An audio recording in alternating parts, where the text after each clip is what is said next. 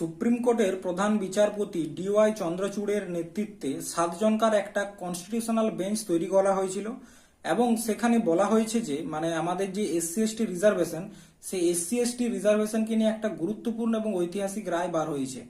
সেই রায়ে বলা হয়েছে যে এসসি এসটিদেরও এরপর ক্রিমি লেয়ারে ভাগ করা হবে, সাব ডিভিশন করা হবে। ঠিক আছে, তার মানেটা কি? তার মানে হচ্ছে, দেখো, এসসি এসটিদেরকে আমাদের যখন সংবিধান তৈরি হয় তখন এসসি এসটি এবং ওবিসি অর্থাৎ কি যারা পিছিয়ে পড়েছে তাদের জন্য কিছু প্রাবধান রেখেছিল।